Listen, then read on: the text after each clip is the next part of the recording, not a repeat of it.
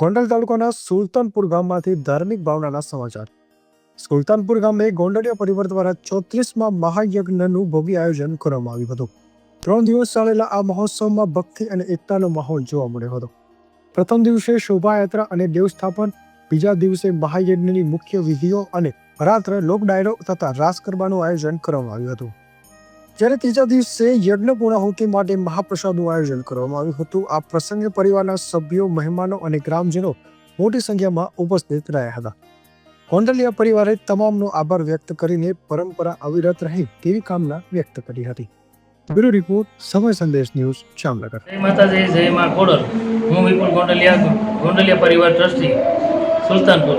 મને જણાવતા ખૂબ જ આનંદ થાય છે કે અમે અમારા માતાજીના મંદિરે 34મો મહાયજ્ઞ રાખેલ છે.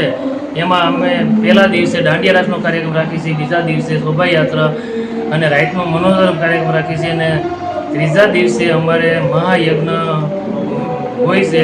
અને એમાં અમારે ગોંડલિયા પરિવારના આજુબાજુના ગામના અને સુલતાનપુરના ગોંડલિયા પરિવાર છતાં આખું સુલતાનપુરે અમને ખૂબ જ સાથ સહકાર આપે છે.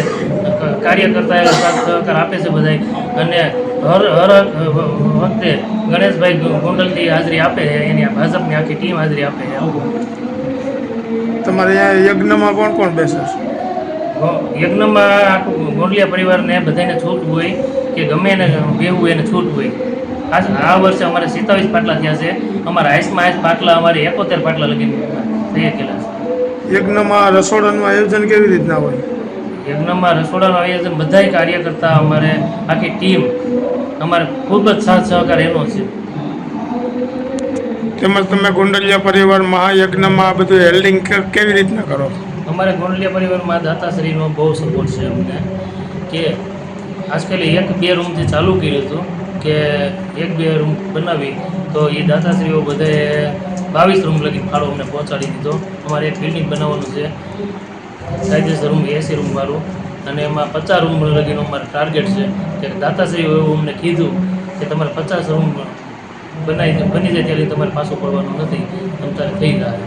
હાલમાં કેટલા બિલ્ડિંગનું બુકિંગ થયું? હાલમાં 22 રૂમનું બુકિંગ થયું.